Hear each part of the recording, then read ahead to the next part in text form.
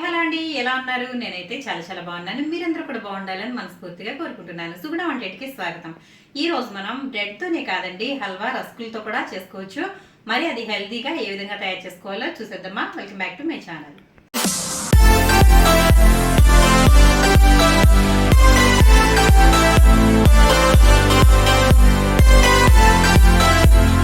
ముందుగా రస్కులను అయితే పొడి చేసుకుందామండి, మిక్సీలో వేసుకుని. ఈ రస్కుల్ని ఇప్పుడు మనం మిక్సీలో వేసుకున్నాం కదా, పౌడర్ చేసుకుందాం. ఇదిగోండి, రస్కులను అయితే ఇలా అయితే నేను మెత్తగా పొడి మాదిరిగా తయారు చేసుకున్నాను. ఇప్పుడు ఇది మనం ఒక గిన్నెలో అయితే వేసుకుందాము. అయితే రస్కులను అయితే ఈ విధంగా పొడి అయితే చేసుకున్నాం కదా, ఇదైతే ఒక ఫుల్ కప్ అయితే ఉండాలి. అలాగే బెల్లం 1/4 కప్పు ఉంటే సరిపోతుంది. ఇప్పుడు మరి ఏ విధంగా తయారు చేసుకోవాలో చూద్దాం.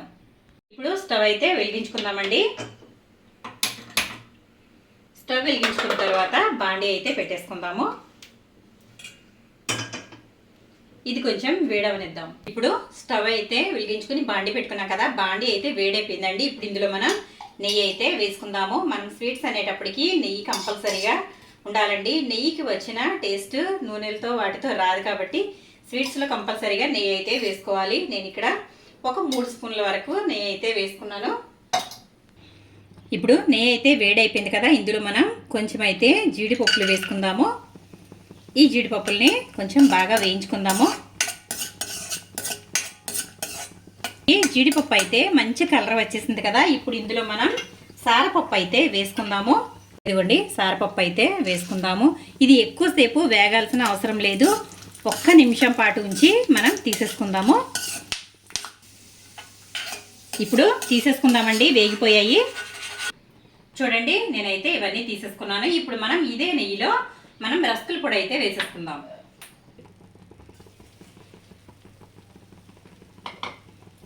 ఇది ఒక 2 నిమిషాల పాటు వేయించుకోవాలి.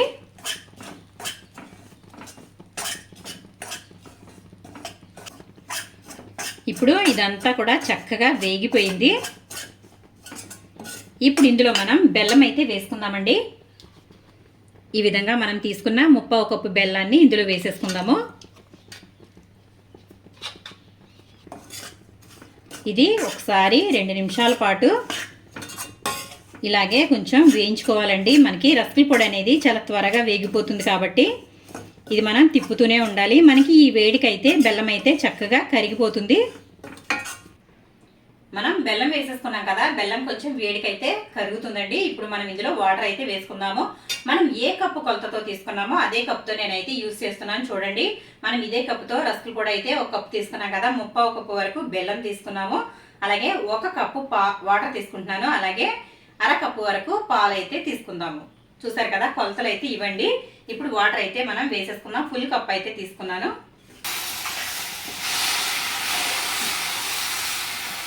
వాటర్ అయితే వేసేసాం కదా,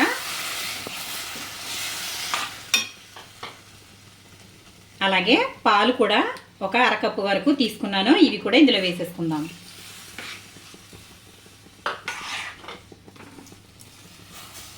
ఇప్పుడు ఇది జాగ్రత్తగా కలుపుకోవాలి. ఏమాత్రం అడుగంటనివ్వకూడదండి. అడుగంటిందంటే మనకి స్వీట్ అంతా కూడా పాడైపోతుంది. కాబట్టి ఇలా అయితే చేసుకోవాలి. ఒకసారి ఇదంతా ఇలా బాగా కలుపుకోవాలండి. మనం మధ్యలో ఆపకుండా కలుపుకుంటూనే ఉండాలి, ఎందుకంటే ఇది అడుగంటేసే ప్రమాదం ఉంటుంది కాబట్టి ఇలా అయితే బాగా కలుపుకుంటూ ఉండాలి. ఇప్పుడు మనం ఇందులో నెయ్యి అయితే వేసుకుందాము. ఒక 1/4 కప్పు వరకు అయితే నెయ్యి అయితే వేసాను. ఇప్పుడు ఒకసారి బాగా కలుపుకుందాము. చూసారా, మంచి కలర్ అయితే వచ్చింది. మనం రస్కులు వేసాం కదా, అలాగే బెల్లం వేసాము కాబట్టి మంచి కలర్ అయితే వచ్చింది. దీంట్లోకి ఎటువంటి ఫుడ్ కలర్స్ కూడా అవసరం లేదండి, ఎందుకంటే మనం బెల్లం అలాగే రస్కులు కదా వేసింది కాబట్టి మంచి కలర్ అయితే దానికదే వచ్చేస్తుంది. ఇలా అయితే ఒక 2 నిమిషాల పాటు తిప్పుకుందాము. చూసారు కదా, మనకి స్వీట్ అయితే దగ్గరికి వచ్చేసింది. ఇప్పుడు ఇందులో మనం డ్రై ఫ్రూట్స్ అయితే వేసేసుకుందాము. మనం వేయించి పెట్టుకున్న జీడిపప్పు అలాగే పుచ్చపప్పు కూడా అంటే సారపప్పు అంటారు కదా, ఇది కూడా ఇందులో ఇప్పుడు ఇవన్నీ వేసేసుకున్నాం కదా, ఒకసారి తిప్పేసుకుందాము.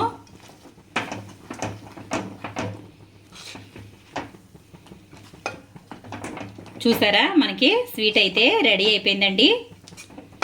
ఇప్పుడు మనం స్టవ్ అయితే ఆఫ్ చేసేసుకుందాము. చూసారా గిన్నె నుండి విడిపోయింది కదా, మనకి ఇలా అయితే స్వీట్ అనేది రెడీ అయిపోయినట్లే. ఇప్పుడు స్టవ్ అయితే ఆఫ్ చేసేసుకుందాం. మనకి స్వీట్ అయితే రెడీ అయిపోయిందండి. ఇప్పుడు మనమైతే స్టవ్ ఆఫ్ చేసుకుందాము. చూసారు కదా హెల్దీగా రస్కులతో అలాగే బెల్లంతో మరి మంచి హల్వా అయితే రెడీ చేసేసుకున్నాము. ఇది ఏ విధంగా ఉందో మీకు నేను టేస్ట్ అయితే చూసి చెప్తాను.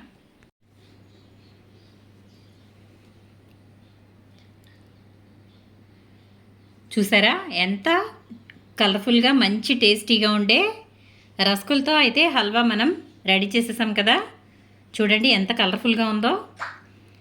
దీంట్లో డ్రై ఫ్రూట్స్ వేసాం కదా, అసలు చాలా అంటే చాలా బాగుంటుందండి. బ్రెడ్ హల్వా కన్నా చాలా బాగుంటుంది ఇది.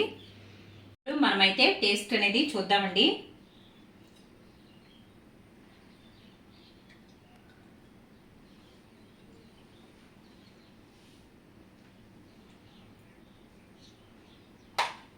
చాలా అంటే చాలా బాగుందండి.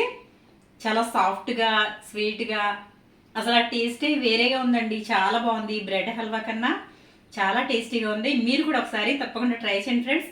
ఇది ఆరోగ్యానికి చాలా మంచిది, ఎందుకంటే మనం ఇందులో బెల్లం వేసాం కదా, కాబట్టి చాలా టేస్టీగా అయితే ఉంది. మరి మీరు కూడా తప్పకుండా ట్రై చేయండి. మరి ఈ వీడియో కనుక నచ్చినట్లయితే లైక్ చేయండి, షేర్ చేయండి, సబ్స్క్రైబ్ చేయండి.